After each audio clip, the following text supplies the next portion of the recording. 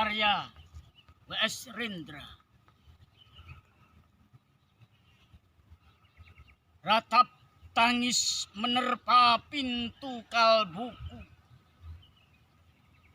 Bau anyir darah mengganggu tidur malamku. Oh, tikar tafakur. Oh, bau sungai Tohor yang kotor. Bagaimana aku akan bisa membaca keadaan ini?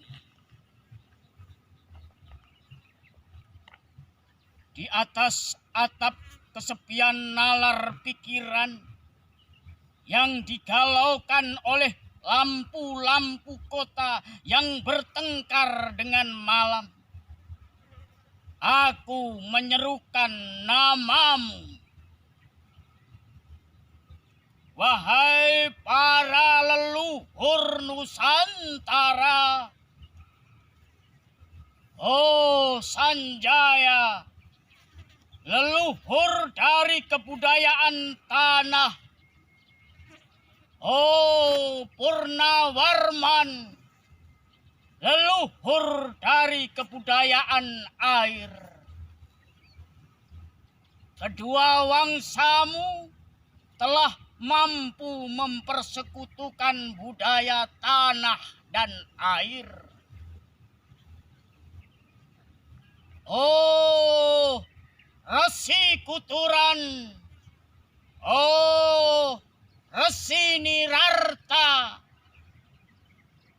empu-empu tampan yang penuh kedamaian, telah kamu ajarkan tatanan hidup yang aneka dan sejahtera, yang dijaga oleh Dewan Hukum Adat. Oh, bagaimana aku bisa mengerti bahasa bising dari bangsaku kini?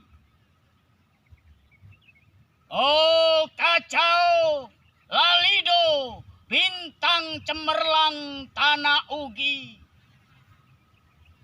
negarawan yang pintar dan bijaksana, telah kamu ajarkan aturan permainan di dalam benturan-benturan keinginan yang berbagai ragam di dalam kehidupan. Ade, bicara, rapang dan wari. Oh, lihatlah wajah-wajah berdarah dan rahim yang diperkosa muncul dari puing-puing tatanan hidup yang porak-poranda. Kejahatan kasat mata, tertawa tanpa pengadilan, kekuasaan kekerasan berak dan berdahak di atas bendera kebangsaan.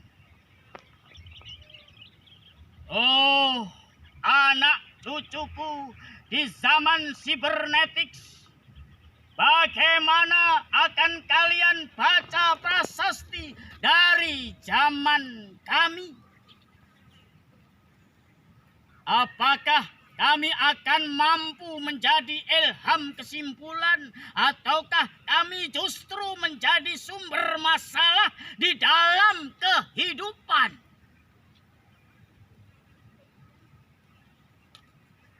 Dengan puisi ini, aku bersaksi bahwa rakyat Indonesia belum merdeka. Rakyat yang tanpa hak hukum bukanlah rakyat merdeka. Hak hukum yang tidak dilindungi oleh lembaga pengadilan yang mandiri adalah hukum yang ditulis di atas air. Bagaimana rakyat bisa merdeka bila polisi menjadi aparat pemerintah dan tidak menjadi aparat hukum yang melindungi hak warga negara? Bagaimana rakyat bisa merdeka bila birokrasi negara tidak menjadi aparat rakyat, melainkan menjadi aparat pemerintah yang berkuasa? Bagaimana rakyat bisa merdeka bila hak pilih mereka dipasung, tidak boleh memilih secara langsung wakil-wakil mereka di Dewan Perwakilan, dan juga tidak boleh memilih secara langsung camat mereka, bupati, wali kota, gubernur, dan presiden mereka. Dan partai-partai politik menganggap rakyat hanya abdi partai yang dinamakan masa politik partai, kawula partai, ataupun hamba partai. Bagaimana rakyat bisa merdeka bila pemerintah melecehkan perdagangan antar daerah dan mengembangkan merkantilisme dendles sehingga rela menekan kesejahteraan buruh, petani, nelayan, guru, dan serdadu berpangkat rendah? Bagaimana rakyat bisa merdeka bila provinsi-provinsi sekedar menjadi tanah jajahan pemerintah pusat? Tidak boleh mengatur ekonominya sendiri, tatanan hidupnya sendiri, dan juga keamanannya sendiri.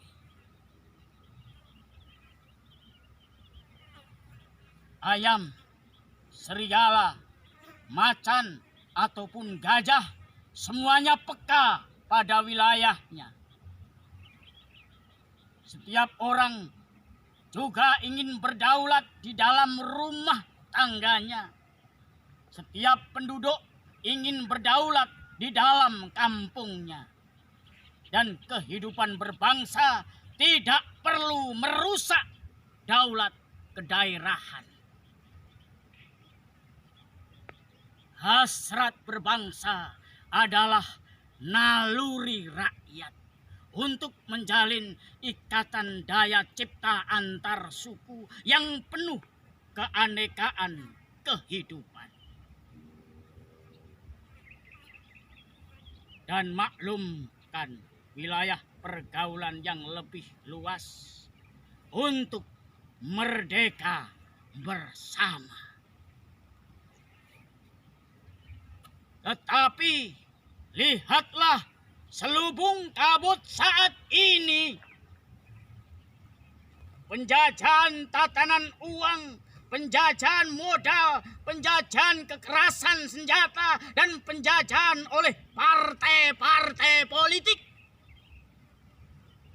masih merajalela di dalam negara. Dengan puisi ini aku bersaksi bahwa sampai saat puisi ini aku tanda tangani, para elit politik yang berkedudukan ataupun yang masih di jalan tidak pernah memperjuangkan sarana-sarana kemerdekaan rakyat. Mereka hanya rusuh dan gaduh memperjuangkan kedaulatan golongan dan partainya sendiri. Mereka hanya bergulat untuk posisi sendiri. Mereka tidak peduli kepada posisi rakyat, tidak peduli pada posisi hukum, posisi polisi, ataupun posisi birokrasi. Dengan picik mereka akan mendaur ulang malapetaka bangsa dan negara yang telah terjadi. Indonesia. Indonesia, negara yang kehilangan makna. Rakyat sudah dirusak asas tatanan hidupnya. Berarti sudah dirusak dasar peradabannya dan akibatnya dirusak pula kemanusiaannya. Maka sekarang negara tinggal menjadi peta. Itu pun peta yang lusuh dan hampir sobek pula. Pendangkalan kehidupan bangsa telah terjadi. Tata nilai rancu, dusta, pencurian, penjarahan, dan kekerasan halal. Manusia sekedar semak belukar yang gampang dikacau dan dibakar. Paket-paket pikiran yang murah dijajakan. Penalaran amarah yang salah mendorong rakyat terpecah belah. Negara tak mungkin dikembalikan, diutuhkan tanpa rakyatnya dimanusiakan. Dan manusia tak mungkin menjadi manusia tanpa dihidupkan hati nuraninya. Hati nurani adalah hakim adil untuk diri kita sendiri. Hati nurani adalah sendi dari kesadaran akan kemerdekaan pribadi. Dengan puisi ini aku bersaksi bahwa hati nurani itu meski dibakar tidak bisa menjadi abu. Hati nurani senantiasa bisa bersemi meski sudah ditebang putus di batang. Begitulah fitrah manusia, ciptaan Tuhan yang Maha Esa.